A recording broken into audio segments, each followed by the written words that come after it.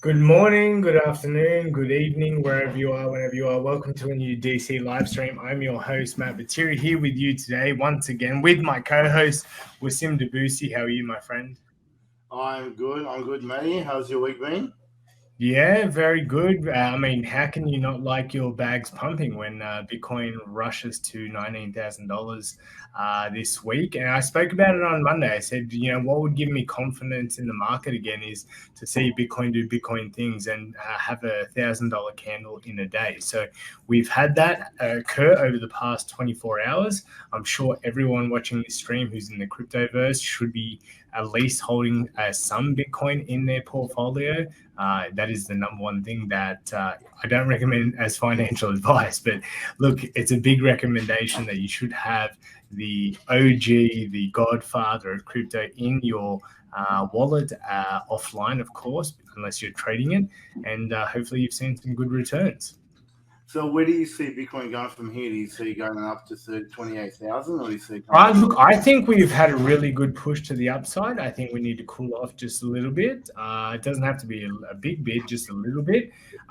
Maybe come back down to 18,000, something like that, just to retest. We have this trend line that we broke out from, which is really, really good. If we can come back and retest, even 18,500, just come back a little bit, just cool off a little bit. And if we can continue, I think we can then push to the next major level, which is around about 21,700. So if Bitcoin can have a really good close over the next week or two above 19,150, we will see a swift move to 21,700. Okay, is your $12,000 prediction still in play? Yeah, I do still believe so. I do believe sometime in the future we are going to revisit the lows. I think this is just a really good. It's a really good pump. We had some good news from the FOMC meeting. The CPI data was very favorable, and because of that, it's given confidence in the market. Now, I personally think that the CPI data is still bad. Like overall, 6 point whatever it was is still high. So I think people are going to realize that hey, interest rates are still going up. CPI data is still very high. It's not like it's not what it was 2.5 years ago. So why is there such bullishness in the market? I think this is just a great way to get people back in the market. But hey, at the end of the day, this is why we say never be completely out of the market. Always have something. So if this occurs, you're not then going, oh, I didn't hold my bag. So right now, it's a good time. It's a good time for anyone that's remained in the market, right? Because there's a bit of confidence. But I'm not going too crazy about it until we have a close above 21,000, 21.5. That would give me very, very big confidence that the market has changed. Yeah. Look, I've been seeing a lot of conflicting reports. Some people are excited about the 6.5. Some people are saying, look, like you said, I don't think 6.5 is a good CPI. Even Australian CPI came in, I think, like 7.3 yesterday. So inflation is still high all around the world, and I think these people that think inflation has cooled down or started to go down, I think they don't realize the lagging indicators and what what the Fed is trying to do with the interest rates. Powell already made it clear last year that he's going to continue raising interest rates till they get down to the digits that they want. So we've still got a fair way to go. I still believe 2023 is going to be very, very choppy, but it's going to be a great opportunity for us to accumulate. All right, guys, without further ado, let's jump into the news highlights of the day. And Wasim's going to take us off with some good news from El Salvador. Alrighty. Okay, so first up, guys, off the bat, we have El Salvador legislation has been passed, creating a legal framework for all crypto. So, as you guys know, El Salvador has already made Bitcoin legal tender back in 2021, but now they've passed the legislation that covers all crypto outside of Bitcoin and has a framework and how that works.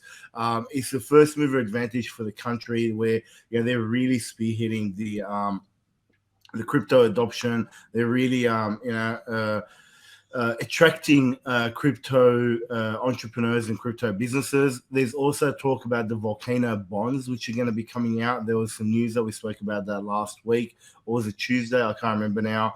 That's still waiting to be signed off by the president. But it's it's all it's green lights and all systems go with El Salvador. Also, we saw El Salvador on in the Miss Universe contest recently. I'm going to play a video for you guys where they actually showed the history of money in El Salvador. So they're really, really pumping and pushing Bitcoin around the world. Yeah, interesting. I hadn't seen that video before, so I always like my first reactions. And look, it was a really nice outfit actually as well. So it stood out, and who doesn't look good in gold? So that's what I liked it. I liked how they had the history of money from Coco to, I can't remember the name of their currency, then the US dollar, and then they moved on to the hardest currency in the world, Bitcoin. Guys, if you are interested to find out what is happening in El Salvador since they made Bitcoin legal tender, Nayib Bukele wrote an article, I think it was like a couple months ago, called "Stop Drinking at Least Kool-Aid." Look it up.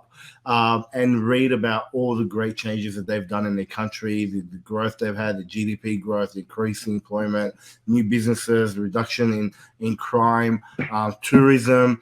El Salvador is one of those countries that's really, really growing right now in a time where the rest of the world is suffering. And to me, that's just proof in the pudding, right, of how important Bitcoin is. Well said.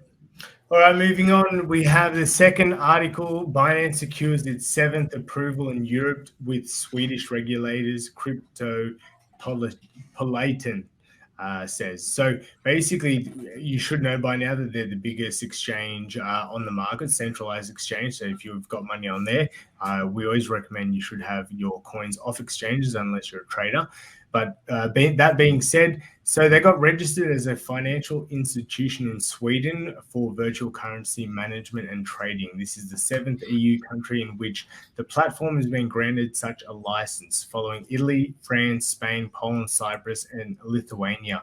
So as you can see, they're expanding all over the world, which they probably took on a lot of business since the FTX collapse. That would be my biggest thing. If you think about it, when you go rent a car, you want to go with Hertz. They're the biggest provider. But if you can't get Hertz, so who can you go with? Avis.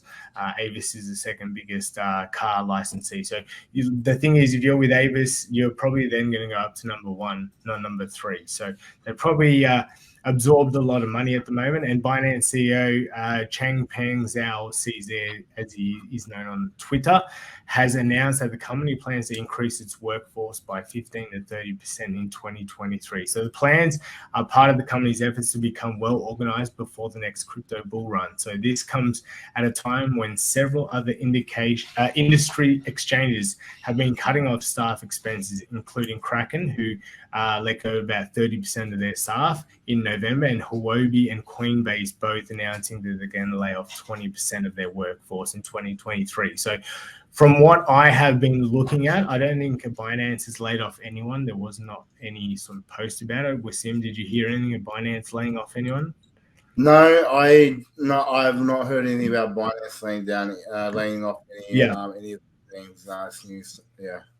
Yeah, so I guess this is good news for Binance, and the whole FTX drama has allowed them to probably grow even bigger. So this was maybe all part of his plan or whatever. But look, CZ and Binance are just the biggest company. They've got a lot of things in the works as well. We saw them present at the Australian Crypto Convention here on the Gold Coast a few months ago, and they've got credit cards coming out and other stuff. So the brand is only getting bigger, and even with the recent rumors about them not having proof of reserves, they've still been able to flourish. You know, their token went down like 10-15%, I think, after that brief FUD, which was spread on the interwebs, and yeah, they're rebounding well. Yeah, look, Binance has just been kicking goals after goals in this bear market.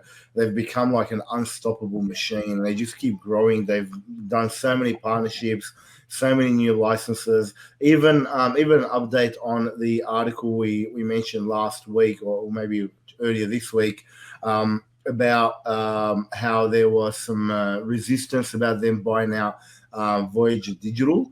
A judge has okayed the deal. So it's a $1 billion deal where Binance is going to be acquiring Voyager Digital. So Binance just keeps kicking goals. And I think we're going to see Binance just explode. I think the next exchange next to Binance is like 1/10 of this size, just to give you an idea of how huge Binance is. They've become a giant in this space. And I really think CZ is probably going to become the world's first trillionaire. Yeah. You've said that for a while. I have. All right. Okay. Next up, another scam alert, guys. So this is a warning that has come out from MetaMask that you warns crypto users about address poisoning. So the way that this works is what these scammers are doing. They're taking the first 4 digits and the last 4, or first 4 characters and the last 4 characters of an address, and then using those to generate another address. So having the same first 4 and last 4 characters, but the middle characters are different. And then what they do when someone makes a transaction, they send them a $0 transaction to their account. And then what some people who are not educated and don't know, about the security and taking extra precautions, and sometimes people just get lazy. They'll go in, they'll copy that address without looking at every character in the middle. Then they'll send another transaction to that same address, thinking they've done it in the past, and then that goes to a scammer's address. So the point here, guys, is number one, you can use the address feature in MetaMask. So if you are sending money to an address on a regular basis, whether it's your own address, whether it's someone else's address that you know and trust, that you know it's a legitimate transaction, you can save those in your address box, in your address book, I should say. And also, if you're not doing that, always make sure you check out the whole address, all the characters in the address. Now, this is something that we are even going to now start teaching our people, because we've always taught check the first, check the last, check the first 4, check the last 4, and you should be fine. But now with this new scam, we have to re-educate our members also. So if you are sending any transactions, always double check the transaction. Send a small amount to test first. Always, and then send out the full amount. We cannot iterate how important this is and these actions are, because as you know, once the transaction happens on the blockchain, it is irreversible, and that's a big mistake that a lot of people lose money in. Yeah, well said. I was just going to touch on, you should always send a little bit every time, just to make sure that the receiving address gets it if you're going from wallet to wallet, because I've lost some money sometimes by not doing those simple things. And every time now, like the other day, I was on multi-chain, and I did a $10 transaction to change BUSD from like the Ethereum mainnet to like Matic or something, and I did the wrong thing, and I lost only $10, thank God, because I started with 10 and not did the whole amount. So I knew I went somewhere wrong through my process. So I double checked next time. I got the right address, sent $10 again, it confirmed, and then I sent the remainder. So I saved myself a lot of money by always making sure I do minimum transactions to make sure the chain is working and I'm doing the right thing. Because it can be confusing for new people. And even myself, I've been in this space for a long period of time. I can still make mistakes. So that's that's something I would like for you guys to avoid, to make sure you do that each time. Yeah, 100%, guys. Like Matty said, do not become complacent, because you can lose I would rather lose a $5 or $10 transaction over a $1,000 transaction, right? You're not going to cry over $5 or $10, depending where you are in the world. That's right. Well, you always have this on the wrong one. You've got it on the market cap. So can you just change that to the performance? I've got it on performance. Oh, you do? Yeah. Oh, hang on. It's been on performance since you first told me. Relax. So why does it look different to mine? All right, guys. Look, as we can see, it's been a very good day and week for a lot of altcoins. A lot of them are pumping between 10 and like 50%, which has been great. Everyone's happy again. But hey, look, right now we still haven't made a macro high. So take profits if you made a good trade recently. Don't get overzealous. Don't get overconfident, because I don't think this is going to be very long lived unless this is our mid bear market bounce, and then we can actually see Bitcoin go all the way back up to 50,000. But there is a lot of space between where we are now to 50,000, so let's not all get too excited. Let's take profits willingly if it's available to us, and buy the next dip. I don't understand how FTTs pump 43%. This 43%. Because it's on the news. And people just don't. It's like, you know what? I'll give you an idea why it's probably pumping. I recommend everyone watch the Bernie Madoff series on Netflix.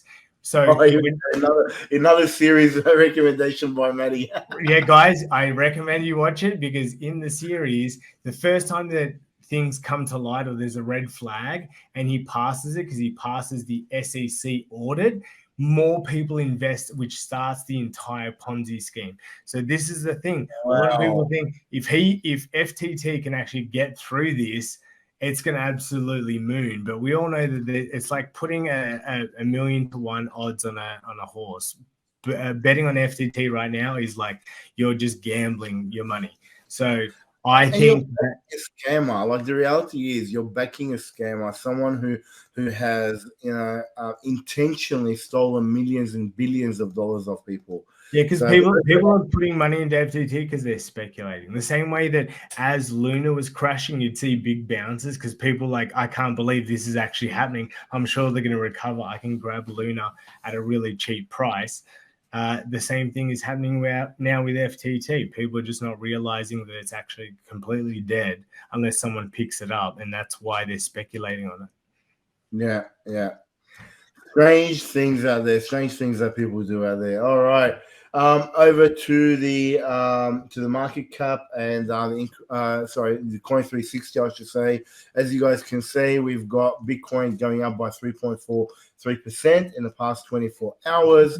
Ethereum is up, BNB is up. There's a whole sea of green in the layer one, especially the layer one stuff is really pumping at the moment. It looks like the stable coins are struggling a little bit. They're down a little bit, 0.25%. So interesting to see what's happening there. What are your thoughts on that? Yeah, I think it's good. But like I said, we talked about it at the start of the stream. I think it's just a short-lived pumped. But hey, I'm happy for it to go up to where it possibly could, which is 50,000. But I don't think so. So hey, I'd love to be wrong. Let's just say that. Like everyone out there, I'd love to be wrong, but I just don't. I want you. I actually, personally, I haven't put all my dry powder into Bitcoin yet, so I'm still waiting for that $12,000 so I can go in. So yeah, all right. Fear and greed, over to you, buddy. Yeah, just 31. So it's up from 26, which was a repetitive number last week and over the last few days. And we're now at 31. So market sentiment is becoming positive because of the CPI data. But like, as I said, don't get too excited. All right, next we've got the first tweet of the day. Let me change our heading to Twitter. So we can make sure we're well branded. So we have Alex Becker here saying CPI prob gonna be good. The thing is, rates still high, 6% inflation is still absurd. CPI is only bullish because the market interprets it as bullish because others are bullish. The reality of our economic situation and the incoming impact is still third tier. Yeah, so we've talked about this this entire stream. I just don't see why the market is going up when we've got so many negative things, and this is why I think this is a really good dead cat bounce, and it's a great time to take profits on things that you've been making money on, because really the outlook hasn't really improved a whole lot. It's just on pause, if you know what I mean. Yeah. All righty, go for it, mate. All right, now my favorite anti-hero, Klaus Schwab's, is going to see a record of 52 heads of state and nearly 600 CEO attend the World Economic Forum annual meeting in Davos next week. So this just shows me how much these guys, or how hard these guys are working to get people onto their agenda for globalization, for a new world order, for world government. They're increasing every single year, which means that we really need to be working hard to stop these guys from what they're doing and controlling the world. These guys are the ones behind central bank digital currencies. They're the guys behind the climate change scenarios. They're the guys behind, globalization for big corporates to own everything and for us to own nothing. This is really, really terrible news, and I hate seeing these guys succeed. All right, we have Lark Davis. Bear market rallies can be glorious. In 2019 rally, Bitcoin saw a pump by 300%, and many altcoins pump by 10 to 20x. Is this small crypto pump the start of a bear market rally? It was actually more than 300%. I don't know. He didn't get his facts right here because, guys, it was more. We went from 3,000 to 14,000. So that's a little bit more. The bear market in 2019. Yeah. We went from 3,000 to 14,000. Right here.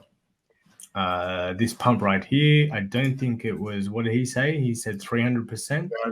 Well, it's 340% really. So he was off by 40%. I knew it was more than 3%. But basically, yeah, we went from 3,000 to 14,000. I was traveling around Africa at the time. I was trading. It was really good. I was making really good money. And then we had the secondary bear market, and then we had the COVID dump. So yeah.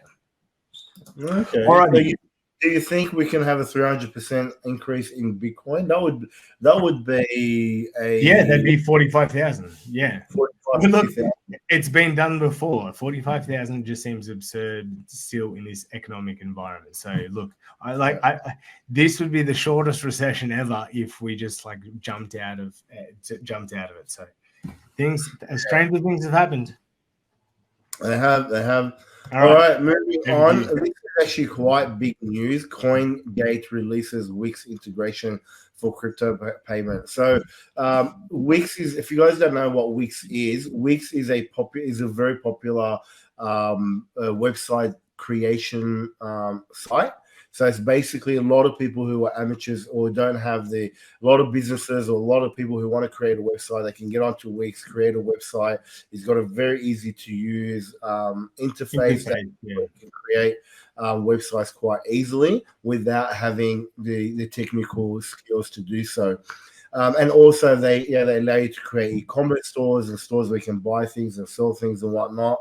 And now CoinGate is releasing integration where people who are using Wix for their website can easily add crypto payment, where they can accept Bitcoin, they can accept Bitcoin Lightning Network, they can accept over 70 other cryptocurrencies through CoinGate, which is very, very profound. If you want to think about it, now we're really, really talking about the setup for mass adoption. In the next bull market, when you've got Wix, which is one of the world's largest website creating sites, they've got crypto payments, and then you get the bull market coming, and then you've got all these no coiners who don't know anything about crypto, but they start seeing, they go, I'm going to accept crypto payments. They can easily integrate that into their website. I think this is going to make a huge, it's going to really help pump the bull market when it comes, in my personal opinion. What do you think? More ways that it's like the ATMs that we spoke about a couple of weeks ago. I haven't seen any in Australia, but apparently we're the second or first biggest country. We've got the most. So it's great. Another way that we can spend our crypto. It's super important for us to get global adoption. So people are like, hey, I know it's internet money, but when can I actually spend it? So this is good. Alrighty, next we have Dubai Free Zone, now home to more than 500 crypto startups. So the Dubai Multi-Commodities Center, the DMCC, has attracted over 500 crypto companies to the city's digital asset ecosystem, with 343 digital asset startups joining the DMCC. Let me remove this pop-up for everyone. So the DMCC is a free zone that gives tax breaks and other benefits to startup. It launched its crypto hub in 2021 as a co-working and networking space for entrepreneurs in the crypto and blockchain sectors. So the center is backed by a strong regional macroeconomic landscape, and the DMCC has been focusing on supporting its member companies in high-impact sectors such as Web3 and blockchain technologies, commodities, and global trading. So really good news. I do think, like, I hear a lot now of influencers, YouTube influencers that do a lot of content, all moving to Dubai. So it's obviously very tax and crypto accommodating, which is really good. So if you're someone that wants to really dive into the entire cryptoverse and want to be decentralized and all that, I think that Dubai and the UAE is definitely a great place to go. If you can bear the heat. It's very hot. It is very hot in Dubai. Yeah.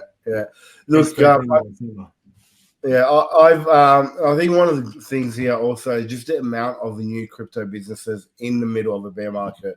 2020 was a horrific year for crypto, but we still saw 343 new digital asset startups just in the Dubai free market zone. So I think it shows how strong this market is and how strong it's going to come back. All righty, mate. Last one. All right. Last but not least, Nigeria innovator launched its first active Bitcoin Lightning node in the country. So a new Bitcoin Lightning node in Nigeria could inspire individuals to take control of their financial future, node runner Miguel told Cointelegraph. So as you guys would have known, and we've mentioned this quite a bit, Africa is really adopting crypto, especially Bitcoin, quite fast. The people in Africa, regardless of what their governments are saying to them, they're still adopting crypto, and especially Bitcoin. Can you just scroll up a little bit? If you have a look, so this actually made the news, and if you look at this setup, it's quite a dodgy setup, right? So because Nigeria doesn't always have electricity, what this person has done, he's grabbed a diesel generator, I think it was, or petrol generator. Yeah, it's a generator, yeah. So it's an electric generator, and then he's connected that to an old laptop and set up the Bitcoin Lightning node. Now, the reason why he's done that is because the more nodes there are around the world, the faster the Lightning Network works. And because there was no node in Nigeria, it meant that it took a bit longer for the transactions to go through. So by doing this, he's actually helping everybody in Nigeria by speeding up the Bitcoin network. Probably printing money. Pardon? He's probably printing money. And one of the things, if you want to scroll down, I think there's a really, really important quote here that shows the mindset of Africans. Scroll down a little bit more, a bit more to this quote here. Yeah. So one of the things that what he said was, Africa has rotten money controlled by rotten people, and this is why we need Bitcoin. We will take the power of money away from them so that the enormous potential of African people can thrive. If you know anything about the history of Africa, and this is one of the reasons why I love Bitcoin, I love seeing stories like this. I love seeing people, thrive. I love seeing people take control of their destiny and their fate, and then, run with it. And this is what's happening right now, because historically, Africa has been one of the most exploited continents around the world by Western countries, by Western companies. Like, for example, the African coffee growers, they get 1% of the price of coffee on the market. So that's how much these guys get paid. They get paid peanuts while these larger companies make a killing on their back. Now, they can do that because they are controlled by the traditional financial system. They're controlled by the SWIFT system. They have to take that money. Now, once you take that power away from these companies and you take the power away from these governments that are trying to exploit these people, and you give them their power back, you're going to see some dramatic changes in Africa. And I honestly think the future is going to be in Latin America and in Africa. Also, in this story, the other thing they spoke about is the Nigerian government has even gone a step further. So if you guys remember last year, we spoke about the Nigerian government saying they can only take $45 out a day out of your bank account. They've moved that to $44 a week now. So they're really, really trying to get rid of cash and force people to use their CBDC called the digital naira or something along those lines. But the African people and the Nigerian people Nigeria's had the highest Bitcoin adoption in Africa because the Nigerian people are pushing back. So when people say to me, "Oh, we've got to see what governments do, what government's going to do," it's got nothing to do with what governments do. It's got to do with the powers in the people's hands now. And I love seeing stories like this. Yep, well said. Yeah, we've covered this story for a while about Nigeria. So good to see that the people are trying to push for their way. All right, guys, we've gone into overtime today, but thank you so much once again for watching our live stream. Make sure you subscribe, turn on all notifications so you can see us live Monday to Friday with educational content on the weekend. But Wasim, do you have any final words for the viewers? Have a great weekend. Enjoy the pump. As Matty said, take profit. I've been taking profit this week, and putting money aside for the dump and getting deeper into getting more and more Bitcoin in the future. So yeah, guys, enjoy the pump, take your profit, be safe out there, don't go crazy. And we'll see you guys next week. Bye, guys.